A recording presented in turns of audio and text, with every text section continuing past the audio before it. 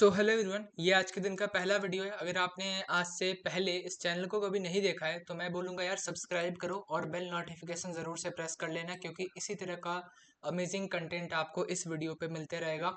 और स्टार्ट करते हैं वीडियो को। इस वीडियो में हम बात करने वाले हैं कमेंट रिक्वेस्ट के बारे में। तो अगर आपको किसी भी तरह से कोई डाउट है, किसी भी स्टॉक में कोई डाउट है, आप कमेंट कर सकते हो एंड हमें बता सकते हो कि मेरा ये स्टॉक है, XYZ स्टॉक है, इसके मुझे फंडामेंटल जानना है या बिजनेस जानना है या और कुछ जानना है, तो आप वो चीज़ लिख सकते हो। मैं उसके ऊपर एक डिटेल्ड वीडियो बना दूंगा। और कोई यूनिक डाउट अगर आपका है तो वो भी आप पूछ सकते हो। स्टार्ट करते हैं वीडियो को। सबसे पहले आप कमेंट रिक्वेस्ट आप यहाँ पे देख लो।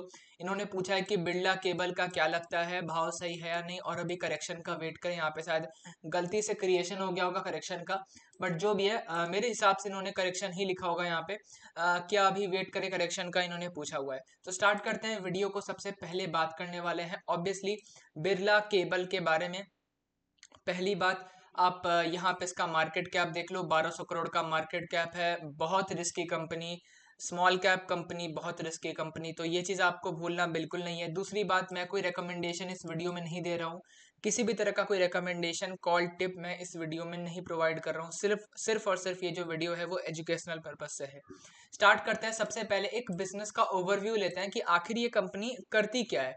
तो बिरला केबल लिमिटेड, जो कि 1992 में इनकॉर्पोरेट हुई थी, और एमपी बिरला ग्रुप से ये जो है सॉरी, एमपी बिरला ग्रुप से ये जो है बिलोंग करती है। और क्या करती है? Manufacturing and sales. मैन्युफैक्चर भी करती है, सेल्स भी करती है। किस चीज का?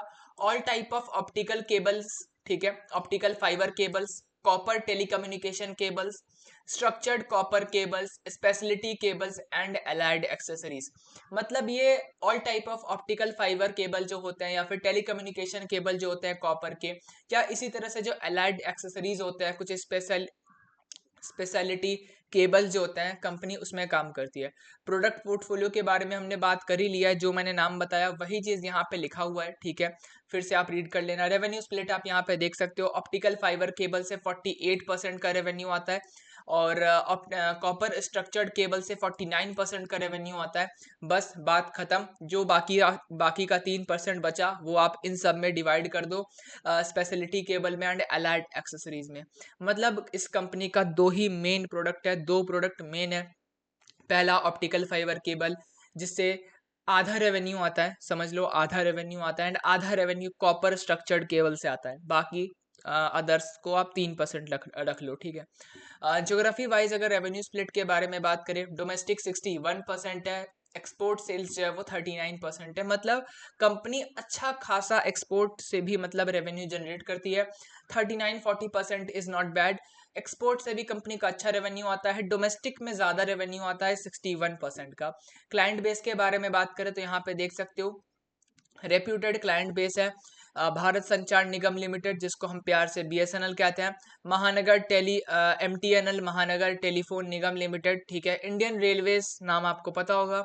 Defence, Indian army, NTPC, steel authority of India, यहाँ पे सेल इसको कहते हैं हम प्यार से। भारतीय एयरटेल, रिलायंस जियो इन्फोकॉम लिमिटेड। तो ये सब कंपनीज के नाम है जो इसकी क्लाइंट्स हैं।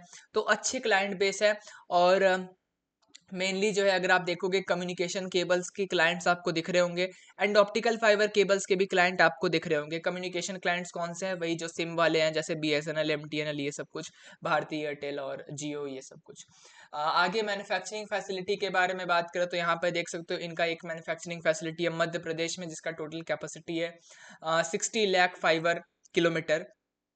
तो ये जो है केबल का लेंथ टाइप का कुछ बताया गया है। तो ये इसका टोटल कैपेसिटी है। EPC एंड टर्न की सॉल्यूशन सेगमेंट आप यहाँ पे देख सकते हो। यहाँ पे कंपनी ने रिसेंटली जो है एक EPC of water sanitation project by bagging A water sanitation order of 5498 crore from state water sanitation mission Uttar Pradesh government. Order book के बारे में बात करें तो ये बहुत पहले का ऑर्डर बुक है, तो आप चाहो तो रीड कर सकते हो, बाकी मैं इसको रीड नहीं कर रहा हूँ। प्रोमोटर प्लेज आप देख सकते हो 6.28% जो है इनका प्रोमोटर होल्डिंग प्लेज है, और वो अभी भी प्लेज्ड ही है। तो हाँ, हल्का सा प्लेज है, ज़्यादा कोई दिक्कत भी नहीं है वैसे तो। आगे बढ़ते हैं एंड यहाँ पे आगे बात करते हैं। आपको बिजनेस समझ में आ गया होगा। मैं थोड़ा सा आपको ओके सो यहाँ पे लोड नहीं हुआ, I don't know why, but हाँ यहाँ पे मैं इसका जो है एक कैटलॉग डाउनलोड कर रहा था, जो कि इसका इसका वेबसाइट पे था कि यार इसके क्या क्या प्रोडक्ट्स है, वो दिखते कैसे है, जस्ट वो सब कुछ। बाकी ये हुआ नहीं, पता नहीं क्यों। अब जो भी है, अगर होगा तो मैं आपको ओके सो हो चुका है। यहाँ पे आप देख सकते हो कंपनी जो है इस तरह के केबल्स में काम करती है, ठीक है। इसी तरह से जो है आप देख सकते हो अलग अलग केबल्स है। और नीचे चलते हैं, और यहाँ पे पीडीएफ जो है बहुत बड़ा पीडीएफ है, 79 पेजेस का है। तो मैं तो यार इतना नहीं जाने वाला, बस मैं आपको इमेजेस दिखाना चाह रहा हूँ कि यार वो केबल जो है, प्रोडक्ट जो है वो क्या है, कैसा है। देख सकते हो ये सब जो प्रोडक्ट्स है, ये कंपनी इस तरह के केबल्स बनाती है, जिससे आपको एक सेंस हो जाए कि यार कंपनी करती क्या है। ठीक है, केबल्स तो बनाती है यार, हमारे घर में भी केबल्स यही बनाती है क्या? तो ऐसा नहीं है, अलग अलग तरह के, अलग अलग टाइप के, अलग अलग यूजर्स के केबल ये बनाती है। और ठीक है यार, इतने एग्जांपल्स आई थिंक काफ़ी है, देख सकते हो बहुत अलग अलग तरह के केबल्स है। ठीक है, कहीं पे कुछ है, कहीं पे कुछ है, देख सकते हो। ठीक है, तो ठीक है यार, आपको समझ में आ गया होगा। अब आगे बढ़ते हैं, इसके फंडामेंटल्स की तरफ चला जाए, क्योंकि यार बिजनेस के बाद फंडामेंटल बहुत इंपॉर्टेंट होता है। और सबसे पहले तो यार प्रॉफिट एंड लॉस में मैं चलूंगा। यहाँ पे अगर आप देखोगे 2012 से डेटा अवेलेबल है, एंड ये स्टैंड अलोन का डेटा है। क्यों? क्योंकि कंसोलिडेटेड में अगर मैं शिफ्ट करूंगा तो आप देखोगे सिर्फ और सिर्फ यहाँ पे डेटा जो है एक बचेगा, बाकी गायब हो जाएगा।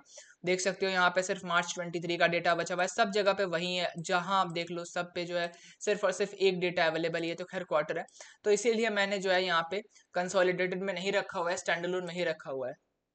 खैर, सबसे पहले बात करते हैं सेल्स के बारे में। 75, 124, 291, 264, थोड़ा कम हुआ 250, 211। यहाँ पे जो है स्टॉक फंस गया, आप देखो 291, मतलब अराउंड 300 के आसपास गया, फिर उसी के आसपास 250 से 300 के बीच में ही स्टॉक फंस गया। उसके बाद 2018 में ये जो स्टॉक है बाहर आया इस रेंज से, और उसके बाद यहाँ पे 325 हुआ, फिर 502 हो गया 2019 में। इस चीज़ को याद रखना, मैं आपको बाद में इस चीज़ को कनेक्ट करके भी दिखाऊंगा कि किस तरह से जो है फंडामेंटल्स वो लॉन्ग टर्म में टेक्निकल्स को अफेक्ट करते हैं। एक ऑर्डर आया, एक न्यूज़ आया, एक ये आया, वो आया, इसने इस ऑर्डर को लिया, उसने वो काम किया, ये सब से यार स्टॉक शॉर्ट टर्म के लिए बढ़ता है, लॉन्ग टर्म के लिए नहीं बढ़ता है। लॉन्ग टर्म के लिए स्टॉक को सिर्फ और सिर्फ एक अच्छा फंडामेंटल ही चला सकता है, और अगर अच्छा फंडामेंटल नहीं होगा तो स्टॉक को यार नहीं चलाया जा सकता। आप कितना भी न्यूज़ डालो, कितने भी ऑर्डर्स डालो, नहीं होगा जब तक अच्छे फंडामेंटल्स नहीं बनेंगे तब तक। मैं आपको दिखाऊंगा अभी रीज़न, देखना। चलो, तो यहाँ पे 2019 में देखो 502 बहुत अच्छा हुआ। फिर क्या हुआ 2020 में जो है सेल्स जो है वो बहुत गंदी तरीके से गिर गया, और आधा हो गया सेल्स, मतलब जितना था उससे आधा सेल्स हो गया। फिर उसके बाद इसने थोड़ा थोड़ा थोड़ा थोड़ा ग्रो करना स्टार्ट किया यहाँ से, मतलब 223, फिर 329, फिर 500, फिर अभी 800 के आसपास है। तो अभी जो है अगर आप देखोगे तो यहाँ पे पहले कंपनी थोड़ी सी सेल्स में फंसती थी, अभी मेरे हिसाब से सेल्स ग्रोथ काफ़ी अच्छा है। और अगर आप ऐसे भी देखोगे तो 75 का जो है वो अभी जो है अराउंड कह सकते हो 800, तो लगभग 11 गुना हो चुका है, या आप 10 गुना कह लो, 10-11 गुना हो चुका है सेल्स। तो अच्छा है, अगर आप देखोगे तो 10 गुना मतलब 10 टाइम्स, इट्स वेरी गुड। और सेल्स अच्छा है। प्रॉफिट्स अगर आप देखोगे तो यहाँ पे थोड़ा सा आपको अच्छा नहीं लगेगा, मुझे तो नहीं लगा। खैर देखोगे तो 6, 19, 12, 8, 3, 16, 47, कौन सा साल है आप देख लो, 2019 है। बार बार क्यों देखने बोल रहा हूँ आपको, टेक्निकल में समझ में आएगा। 47 के बाद क्या हुआ? गायब, सब कुछ गायब, 1 करोड़ आ गया। फिर उसके बाद 8, 22, 33, फिर यहाँ पे जो है आप देखोगे तो उसके बाद से धीरे धीरे ये ग्रो करना स्टार्ट किया, फिर बढ़ना स्टार्ट किया। और अगर आप इसको देखोगे, सिर्फ इतने को देखोगे, आपको लगेगा यार बहुत अच्छा ग्रोथ है। बिल्कुल हाँ, अच्छा ग्रोथ है। लेकिन अगर आप पूरे को देखोगे तो मैं बोलूंगा यार प्रॉफिट्स में मुझे कुछ गड़बड़ी लगती है। गड़बड़ी इन द सेंस मुझे अच्छा नहीं लगा, क्योंकि यार एक लय में नहीं है। जैसे सेल्स जो है, ऐसा नहीं है सेल्स भी एक लाइन में कंसिस्टेंटली ऊपर ही जाया जा रहा है, ऐसा बिल्कुल नहीं है। सेल्स जो है बीच में फंसा था, गिरा था, पड़ा था, सब हुआ था। सेल्स अगर आप देखोगे तो यहाँ पे देखो 2014 के बाद से फंसा हुआ ही रहा, फिर उसके बाद 2018 में बाहर आया। अगर आप देखोगे 2019 के बाद यहाँ पे देखो कितना ज्यादा फॉल आ गया। तो यहाँ पे सेल्स में भी प्रॉब्लम्स थी, सेल्स भी गिरी थी, बट यहाँ पे सेल्स में लगातार ग्रोथ था। बट प्रॉफिट में मुझे ये चीज नहीं दिख रहा है। और मतलब कहीं ना कहीं जो है प्रॉफिट्स मुझे थोड़े कम भी लग रहे हैं। और ठीक है, बाकी क्योंकि देखो 502 करोड़ था, ठीक है, उस टाइम क्या हुआ था, मार्जिन भी बहुत ज्यादा हो गया था।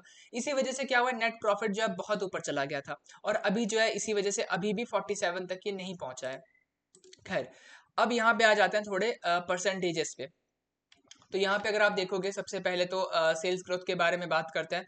10 साल का 20% वेरी गुड, 5 साल का 20% बहुत ही अच्छा, 3 साल का 53% मतलब बहुत अच्छे, एंड टीटीएम का भी 39% है। सेल्स ग्रोथ का डेटा मतलब जो परसेंटेजेस है वो बहुत ही अच्छा है।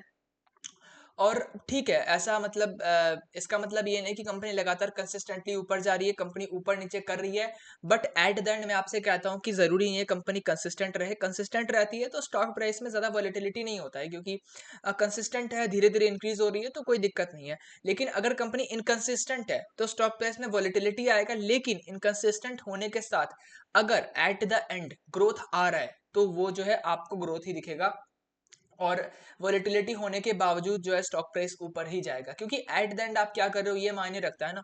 तो वो चीज़ है एट द एंड, अगेन वही बात है, ये वही एग्जांपल है, एट द एंड जो है ये सब कुछ जो है अच्छा ग्रोथ पे ला करके रोक दे रही है।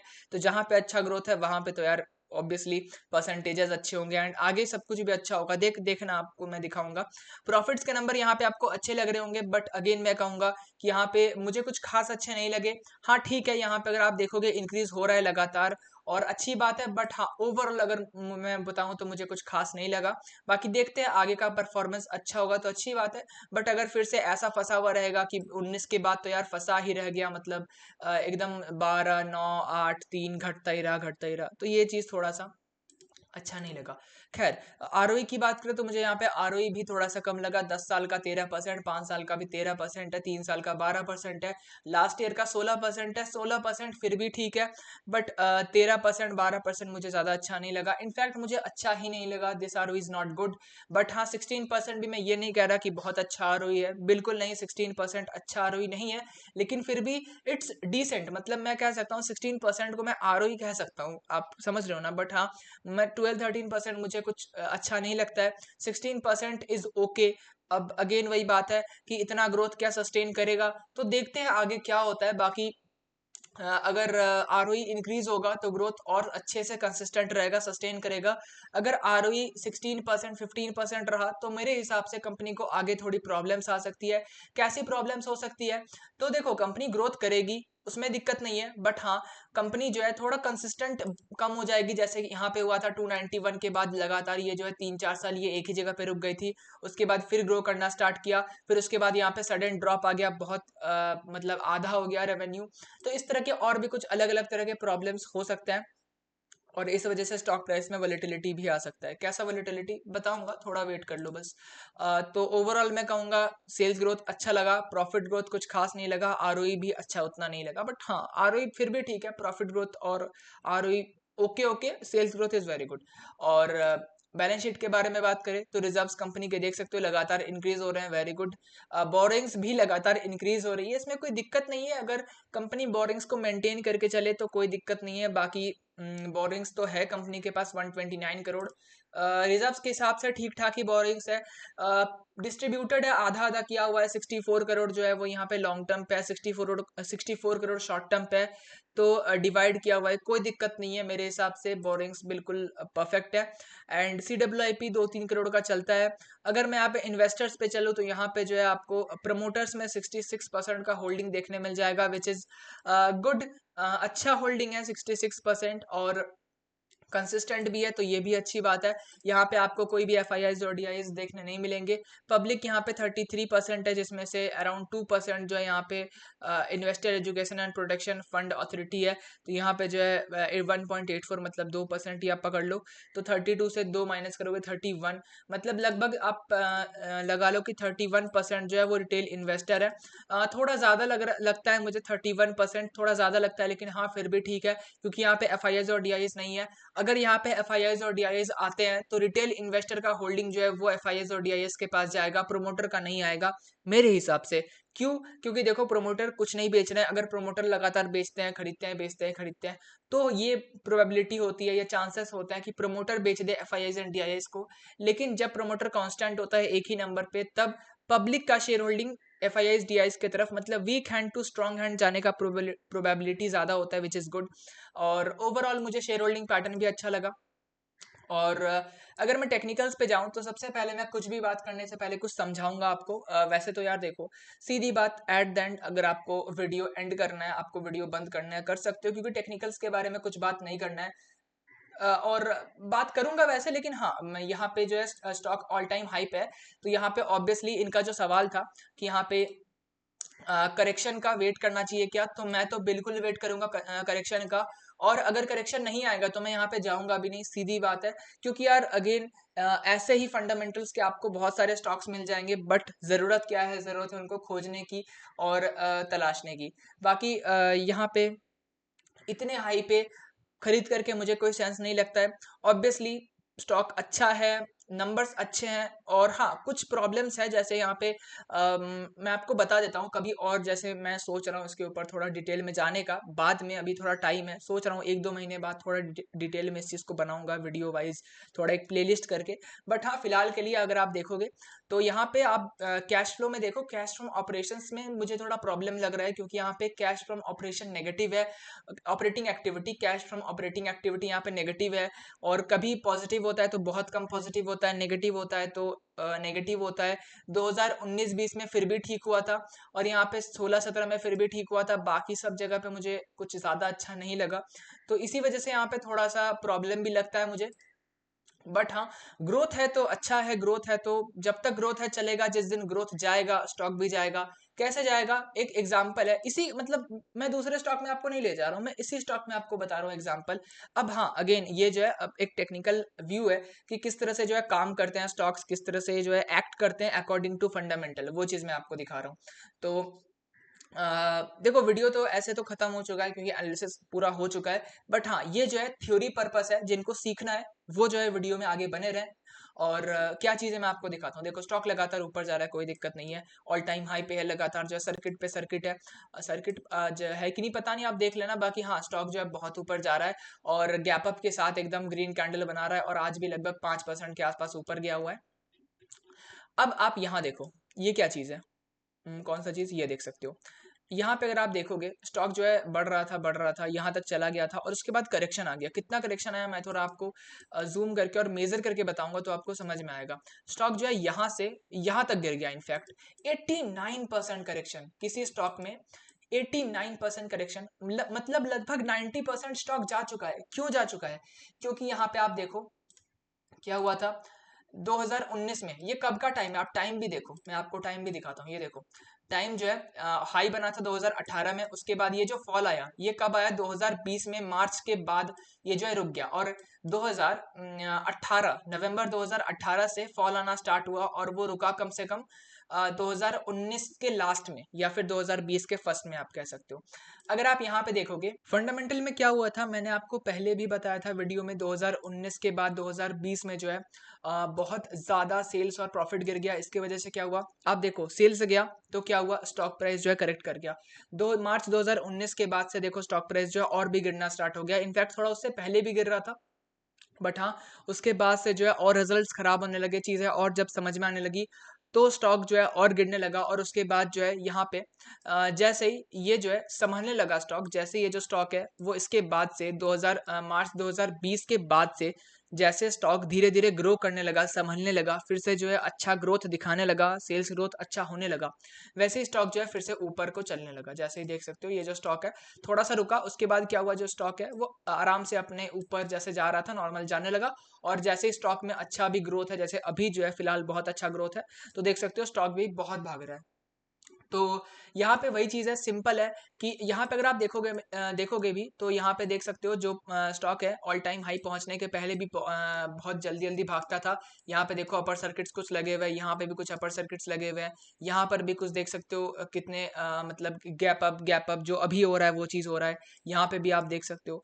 तो वो चीज़ है, हाँ पहले भी ऐसा ही होता था। एंड स्टॉक करेक्ट किया, क्यों करेक्ट किया, क्योंकि यहाँ पे जो है ग्रोथ गया। तो यहाँ पे मैंने जैसे बताया कि यहाँ पे जो है कैश फ्रॉम ऑपरेशंस, मैंने आपको नहीं दिखाया, देख लो। यहाँ पे जो है कैश फ्रॉम ऑपरेटिंग एक्टिविटी जो है वो यहाँ पे आप देख सकते हो नेगेटिव है, या फिर लगभग मतलब जीरो के आसपास ही है। तो कैश फ्रॉम ऑपरेटिंग एक्टिविटी कुछ नहीं है, ना के बराबर ही आप कह सकते हो। मार्च 2019-20 में कुछ था, लेकिन उसके बाद से तो गायब ही हो गया, और उसके पहले भी गायब ही था, बीच में आया था, बट हाँ फिर से गायब हो चुका है। तो जो भी है, और यही एक प्रॉब्लम है और इसी वजह से मुझे लगता है यहाँ पे उधर भी प्रॉब्लम्स कुछ आ रहे हैं। एंड सेम इसी वजह से यार सिंपल फॉर्मूला है, यहाँ पे ये स्टॉक बढ़ता रहेगा, बहुत आपको रिटर्न्स कमा करके देगा। देखो अगेन कोई रिकमेंडेशन नहीं है, लेकिन मुझे ऐसा लगता है कि ये स्टॉक बहुत आपको रिटर्न्स कमा करके भी देगा। कब? जब इसका प्राइस मतलब जब इसका जो फंडामेंटल है, जब जिसका जो ग्रोथ है, जो स्टॉक जो सेल्स ग्रोथ है वो बढ़ता रहेगा। जिस दिन सेल्स ग्रोथ गिरा, जिस दिन खराब रिजल्ट आया, बहुत खराब रिजल्ट आया, जिस दिन ग्रोथ गया, उस दिन आप समझ लेना स्टॉक जो है नीचे आना उसका तय है। इनफैक्ट आप देखना उसके कुछ दिन पहले से ये नीचे आना स्टार्ट हो जाएगा, जैसे लोग समझ जाएंगे कि अब इसमें ग्रोथ जो है वो रुकने वाला है, वो नीचे जाने वाला है, ग्रोथ जो है मतलब जैसे पहले गया था वैसा होने वाला है। स्टॉक जो है फिर करेक्ट करेगा मेरे हिसाब से, एंड जैसे ही करेक्ट करेगा लोग एकदम मतलब उसी तरह से जैसे 80-90% करेक्शन हुआ था वैसा ही कुछ बहुत बड़ा करेक्शन होगा। फिर लोग जो है वहां से फिर बाइंग करना अगर स्टार्ट करेंगे, तो फिर वहां से अगर अच्छा ग्रोथ फिर आया आगे, अगर आगे अच्छा ग्रोथ आया फिर स्टॉक ऊपर जाएगा। और इसी तरह से होगा जब तक ये जो है cash from operating activity and ROE ये सब का प्रॉब्लम जब तक सॉल्व नहीं होगा। तो चलो यार इन्हीं सब के साथ एंड करते हैं अब वीडियो को। ओवरऑल मेरा अपना व्यू पॉइंट था ये कि ऐसा देखो, फंडामेंटली जो स्टॉक है वो ऐसे ही फंडामेंटल्स स्टॉक को ड्राइव करते हैं। आप कुछ भी कर लो, जब तक ग्रोथ है तब तक स्टॉक नहीं गिरेगा। मतलब वो जो है ना ग्रोथ जो है एक तरह से आप कह सकते हो इस तरह से ना सपोर्ट होता है, जैसे स्टॉक भाग रहा है तो इस तरह से ना सपोर्ट है, इस तरह से सपोर्ट है ग्रोथ। जैसे ही ये जो है ग्रोथ गया, जैसे ही सपोर्ट टूटा, स्टॉक जो है एकदम से रोलर कोस्टर की तरह नीचे आ जाता है। तो यही चीज है, आप देखो वही बात है यार, अगेन मैं वही बात कहूंगा, ग्रोथ है आप एकदम रिलैक्स रहो, जिस दिन ग्रोथ गया आपको टेंशन में आना होगा, मुझे ऐसा लगता है यार। अगेन कोई रिकमेंडेशन नहीं दे रहा हूँ। एंड करते हैं वीडियो को, वीडियो अच्छा लगा लाइक शेयर सब्सक्राइब कर देना, और मिलते हैं किसी और वीडियो में। जय Hind and thanks for watching.